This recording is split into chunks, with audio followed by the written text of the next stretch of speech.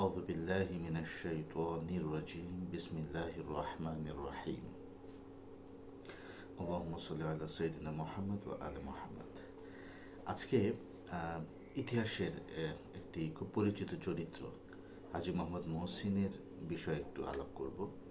ঠিক ওনাকে নিয়ে না, ওনাকে নিয়ে আলাপ কম করবো, ওনার উত্থানের পেছনকার যে প্রেক্ষাপট এটা নিয়ে একটু কথা বলবো। আমরা তো ধরেন সাধারণভাবে ওনাকে নানাভাবে স্মরণ করি। ধরেন আমাদের মধ্যে যদি কেউ একটু দিল খোলা হয়, কারো যদি একটু মানে যদি দান খয়রাত বেশি করেন, আমরা তাকে বলি যে আপনি হাজী মোহাম্মদ মহসিনের মতো, আপনার তো বেশ আপনি দান খয়রাত করছেন, সাদাকা করছেন। তো তার ব্যাপারে আমাদের একটা ভালো ইমপ্রেশন আছে। কিন্তু আমার আলোচনা করবার উদ্দেশ্য হচ্ছে হাজী মোহাম্মদ মহসিন আসলে তিনি হয়ে উঠলেন কী করে, বা তিনি এই সম্পত্তিটা পেলেন কী করে। আরেকটা বড় আগ্রহের জায়গা আমার এটা কাজ করবার, সেটা হলো যে ইতিহাসের কিছু বিস্মৃত কিছু চরিত্র থাকে, কিছু ফরগটেন ক্যারেক্টার থাকে, যাদেরকে আসলে আমরা হারিয়ে ফেলেছি বা যাদেরকে আমরা ভুলে গেছি, কিন্তু আসলে তার ভূমিকাটাই হয়তো মুখ্য ছিল, আমরা হয়তো সেটা জানিও না। তো সেটাকে নিয়ে আসা হচ্ছে আমার একটা টার্গেট। তো এটার ঘটনার সূত্রপাত হচ্ছে মোগল আমলের একদম শেষ দিক থেকে। ধরেন সম্রাট আওরঙ্গজেবের সময় ওনার যে নায়েব ছিলেন, আমরা নাম জানি তো, মুর্শিদ কুলি খান, উনি মূলত বাংলা এই অঞ্চলটায় শাসন করতে আসেন এবং পরবর্তীতে উনি এখানে স্বাধীন শাসক হিসেবেই তিনি মোটামুটি এখানকার পরিচালনা করেন। এবং মুর্শিদ কুলি খানের সময় থেকেই আসলে যে মোগল সাম্রাজ্যের এই অঞ্চলে তার যে নিয়ন্ত্রণটা আস্তে আস্তে কমতে শুরু করে এবং ইস্ট ইন্ডিয়া কোম্পানির মতো যে বিভিন্ন বিদেশি যারা উপনিবেশিক শক্তি যারা, তাদের আস্তে আস্তে আনাগোনা শুরু হয়। তো এরকম একটি সময়ের কথা আমরা বলছি। মুর্শিদ কুলি খান যখন এই বাংলাতে আসেন, সেই সময় একই বছর, এটা সম্ভবত 1717 সাল, এই সময় হচ্ছে আপনার একজন মহিলা জন্ম নেন। ওনার নাম হচ্ছে মারিয়াম খানম, বা যাকে আমরা বেশি চিনি বা ইতিহাস যাকে বেশি চিত্রায়িত করেছে হচ্ছে মুন্নুজান বেগম হিসেবে বা মুন্নুজান খানম হিসেবে। ওনার পিতা ছিলেন হচ্ছে আগা মোতাহার। উনি ছিলেন একজন ফার্সি, অর্থাৎ পারস্য থেকে আসা একজন ব্যবসায়ী। ওনার উনি এখানে এসে হুগলি, যেটা এখন পশ্চিমবঙ্গে, হুগলিতে তিনি বসতি স্থাপন করেন। সেখানে তিনি বেশ কিছু জমি জমা কিনেন এবং তিনি মোগল সম্রাট ওই সময় যিনি ছিলেন আওরঙ্গজেব, তার প্রতি তিনি খুবই অনুগত ছিলেন। আওরঙ্গজেব তার প্রতি খুবই প্লিজড ছিলেন। এই কারণে তাকে উনি প্রথমে তো উনি ব্যবসা ট্যাবসা করে যখন জমি কিনলেন, জমিদার হলেন, তো আওরঙ্গজেব আবার ওনাকে বাড়তি দায়িত্ব প্রদান করলেন। কীরকম?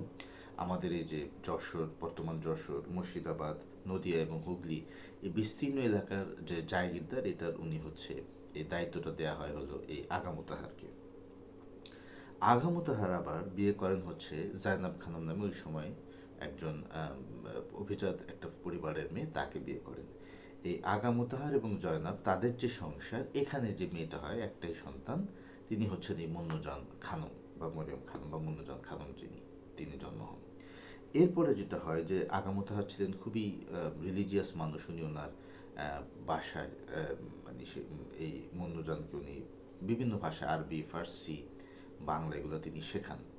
এবং একটা জিনিস এখানে বলা দরকার যে সেই সময় নারী শিক্ষার রেটটা খুব কম ছিল এবং সুযোগটা খুব কম ছিল। ইভেন মাদ্রাসাতেও মহিলাদেরকে যে তারা গিয়ে যে পড়াশোনা করবেন, এই জায়গাটা বা সহশিক্ষার জায়গাটা সে পরিমাণ ছিল না। ফলে দেখা যেত যে এলিট ক্লাস কেবল মহিলাদেরকে পড়াতে পারছেন। কেন? কারণ তাদের পক্ষে সুযোগ আছে যে তারা বাসায় টিচার এনে তারা মেয়েদেরকে শেখাতে পারেন। এই কারণে মুন্নুজান হচ্ছে বেশ ভালোভাবে তিনি শিক্ষিতা হলেন। এরপরে 1729 সালে যখন ধারণা করা হয় যে মুন্নুজানের বয়স হচ্ছে 12 বছর, তখন এই আগা মোতাহার যিনি, উনি মারা যান। তো তার তো বিশাল সম্পত্তি, যেহেতু উনি একটা বড় জায়গির ছিলেন, এবং এরপরে তাদের পরিবারে মোটামুটি একটা ক্রাইসিস হয়। তো এই ক্রাইসিস হয়ে জয়নাব, যিনি ওনার স্ত্রী ছিলেন আগা মোতাহারের, উনি তখন কী করবেন, উনি তো প্রায় নিরুপায়। উনি তখন, আবার মেয়ের বয়সও কম, উনি তখন ওনার হাজব্যান্ড অর্থাৎ আগা মোতাহার, অর্থাৎ মুন্নুজানের বাবা আগা মোতাহারের যিনি একজন স্টাফ ছিলেন, সিনিয়র স্টাফ, হাজী ফয়জুল্লাহ বলা হয়, তিনিও বোধহয় পারস্যেরই মানুষ, কারণ তার পুরো নাম হচ্ছে ফয়জুল্লাহ ইস্পাহানি। তো তাকে তিনি বিয়ে করেন। তো এই ফয়জুল্লাহ খুবই অনেস্টলি কাজ করেছিলেন আগা মোতাহার জীবিত থাকা অবস্থায়। সম্ভবত এই কারণে জয়নাব তার প্রতি আস্থা রেখেছিলেন। এবং এই জয়নাবের সাথে হাজী ফয়জুল্লাহ যখন বিয়ে হয়, তাদের ঘরে যে সন্তান হয় তিনি হচ্ছেন হাজী মোহাম্মদ মহসিন। অর্থাৎ আমরা যদি এভাবে বলি যে জয়নাব এবং আগা মোতাহার যে প্রথম বিয়ে, তার একটাই সন্তান, তিনি হচ্ছেন মুন্নুজান। আর আগা মোতাহারের ইন্তেকালের পরে জয়নাব যখন হাজী ফয়জুল্লাহকে বিয়ে করেন, তাদের ঘরে যে সন্তান হয় তিনি হলেন হাজী মহসিন। অর্থাৎ হাজী মহসিন এবং মুন্নুজান হলেন একই মা, একই মায়ের দুই সন্তান, তবে তাদের বাবা আলাদা, সৎ ভাই বোন। তো আমরা যেটা বলি তখন সেটা হচ্ছে যে তিনি এই যে হাজী মোহাম্মদ মহসিন যিনি, ওনার আবার একটা ক্যারেক্টারিস্টিক্স হলো, উনি ঠিক আসলে এই জায়গায় তিনি খুব বেশি থিতু হন না, এই বঙ্গভূমিতে বা এখানকার যে ব্যবসা বা জায়গিরদারের এই বিষয়গুলোতে। উনি বরাবরই বাইরে ঘুরেছেন, আরব দেশগুলো ঘুরেছেন, পারস্য ঘুরেছেন, এগুলোতে তিনি ঘুরেছেন। কিন্তু এটার পুরো চাপটা আসলে সামাল দিয়েছেন প্রথমত হচ্ছে সৎ পিতা যিনি মুন্নুজানের, এই হাজী ফাইজুল ইস্পাহানি, এবং হচ্ছে মুন্নুজান নিজে। এবং মুন্নুজান যখন তার বয়স অনেকটা 30 বছর হয় বলা হয়, জানা যায় যে যখন ওনার বয়স 30 বছর, তখন এই হাজী ফয়জুল্লাহ তার আপন ভাতিজার সাথে মুন্নুজানের বিয়ে দেন। তাই সেই ভাতিজার নাম হচ্ছে মির্জা সালাউদ্দিন। তিনিও আবার মানে যোগ্য ব্যক্তি ছিলেন, কারণ তিনি ছিলেন হুগলি যেই পশ্চিমবঙ্গের হুগলি, সেটার আবার নায়েব ছিলেন উনি। অর্থাৎ ওই ওনাদের যে বিশাল জায়গিরদার, এর মধ্যে হুগলির যে অংশটা, এই অংশটা উনি দেখভাল করতেন। এই মির্জা সালাউদ্দিনের সাথে মুন্নুজানের বিয়ে হয়। তাহলে মুন্নুজান দেখা গেল যে কয়েকটা দিক থেকে মুন্নুজান বেশ ভালো সম্পত্তি পেলেন। একটা হলো যে তার বাবা যিনি আগা মোতাহার, ওনার একটা পৈতৃক সূত্রে তিনি সম্পত্তি পেলেন, জায়গিরদারের ব্যাপার। এরপর ওনার স্বামী যে হলো মির্জা সালাউদ্দিন, তিনিও যেহেতু হুগলির দেখভাল করতেন, সেদিক থেকেও তিনি একটা ভালো সম্পত্তি পেলেন। কিন্তু দেখা যায় যে মানে মানে বিয়ের পরে কিন্তু মুন্নুজান চলে যান হচ্ছে এই সাইদপুর জমিদারির যে ওনার যে বাসায় যেখানে। কিন্তু বিয়ের 9 বছর পর, যখন মুন্নুজানের বয়স হচ্ছে 39 বছর, সেই সময় এই মির্জা সালাউদ্দিন যে উনি মারা যান, এবং বেশ হঠাৎ করেই মারা যান। এবং তাদের সেই সময় কোনো ছিল না, সন্তানও ছিল না। ফলে দেখা যায় যে পুরো যে জমিদারি বলতে এখানে হুগলি, মুর্শিদাবাদ, নদিয়া, যশোর, খুলনা, এই পুরো যে বেলটা, এই বেলটার এই জায়গির হিসেবে এই পুরো দায়িত্বটা চলে আসে তখন মুন্নুজানের উপরে। এবং তখন কি কি হয়েছে আমি আপনাকে বলি। ওই সময়টা ছিল খুব ক্রিটিক্যাল একটা সময়, কারণ অলরেডি তখন আপনার কোম্পানিগুলো তখন চিরস্থায়ী বন্দোবস্ত, যেটা পার্মানেন্ট সেটেলমেন্টের একটা প্রক্রিয়া তখন চালু ছিল। ফলে অনেকেই কিন্তু আপনার যে বাঙালি যে বিভিন্ন জায়গায় যে জমিদার বা জায়গির ছিলেন মুসলমান, তাদের বেশিরভাগই তাদের এই জমিদারির যে খরচ, এটা বহন করতে না পেরে তারা কোম্পানির কাছে বিক্রি করে দেন।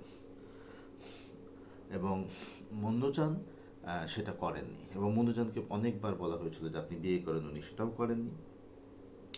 এবং এরপরে তাকে যখন কোনোভাবেই দমন করতে পারছিল না, তার কাছ থেকে যখন জমিটা কিনতে পারছিল না, এরপরে পুরো বিষয়টা আদালতে যায়। আদালতে মুন্নুজান খুবই অসাধারণ একটা যুক্তিতর্ক দিয়ে একটা বক্তব্য উপস্থাপন করেন। ফলে দেখা যায় যে জমিটা তার হাতে থেকে যায়। ফলে অন্য অনেক মুসলিম জমিদার বা জায়গিরদার তাদের জমি হারালেও মুন্নুজান দেখা যেতে তার জমিটা প্রোটেকশন করতে দিতে পারে। এবং এক্ষেত্রে একটা কথা বলতে হয় যে ব্রিটিশরা, আপনার ইতিহাস পড়লে দেখবেন, ব্রিটিশরা এই সময় পুরো মুসলমানদের জমিগুলো যেন হিন্দুদের হাতে চলে আসে, এই জন্য তারা যে নীতিগুলো করেছিল, জমি বন্টন নীতি, এখানে তারা হিন্দুদেরকে তারা এক পেশেভাবে তারা সুবিধা দিয়েছিল। এবং হিন্দুদেরকে অগ্রাধিকার দেওয়ার কারণে মূলত হিন্দুরা দেখা গেল যে তারা হঠাৎ করে একদম সাধারণ মানুষ, যাদের মনে করেন যে একদমই কেরানি টাইপের লোক ছিল, যারা হয়তো হিন্দুরা হয়তো ট্যাক্স কালেকশন করতো, তারা এক একজন জমিদার হয়ে গেল। অন্যদিকে যারা মুসলমান ছিল তারা সবাই কিন্তু নিঃস্ব হয়ে গেল। এবং এর ফলে মুসলমানদের শুধু যে তারা অর্থনৈতিকভাবে আমাদের এই পুরো ব্রিটিশ এই পুরো ভারত উপমহাদেশে শুধু যে মুসলমানরা যে অর্থনৈতিকভাবে ক্ষতিগ্রস্ত হলো তা না, তাদের পলিটিক্যালি, তাদের ইকোনমিক্যালি, তাদের আপনার রাজনৈতিকভাবে, সামাজিকভাবে, সাংস্কৃতিকভাবে মুসলমানদের যে সম্ভাবনাগুলো ছিল সব আসলে নষ্ট হয়ে গেল।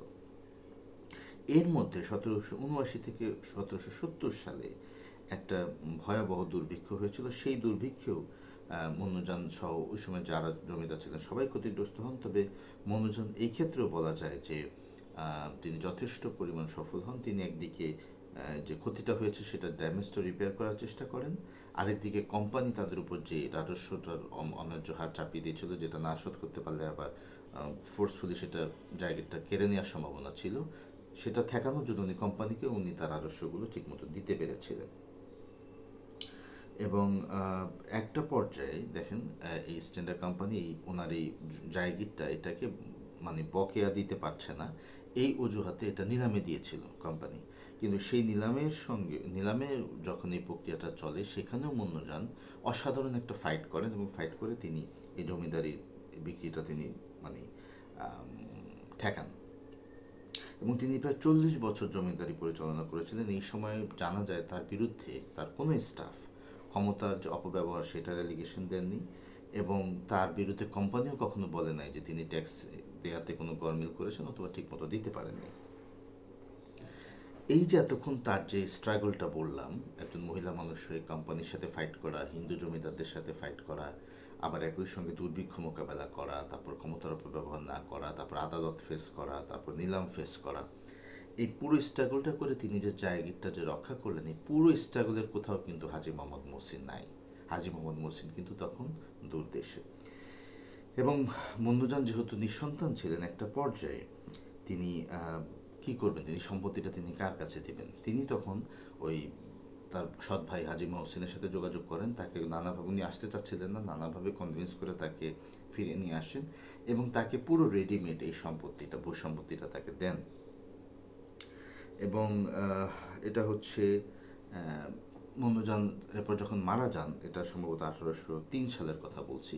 এরপরে 1806 সালে, অর্থাৎ 3 বছর পরেই হাজী মোহাম্মদ মহসিন ওনার এই পুরো সম্পত্তির একটা ওয়াকফনামা প্রদান করেন এবং সুষ্ঠু পরিচালনার জন্য তিনি 2 জন মুতাওয়াল্লি বা পরিচালক তিনি নিয়োগ করেন এবং বলে দেন যে এই সম্পত্তিটার জন্য দাতব্য কাজে ব্যয় করা হয়। এখানে এটাও বলা দরকার, হাজী মোহাম্মদ মহসিন নিজেও কিন্তু নিঃসন্তান ছিলেন, অর্থাৎ তিনিও যে কাউকে দিয়ে যাবেন এই সুযোগটা ছিল না। বাধ্য হয়ে তিনি এটাকে ওয়াকফ করে এটার জন্য মানুষের মধ্যে বিলি বিতরণ করা হয়, সেই চেষ্টাটা তিনি করেন।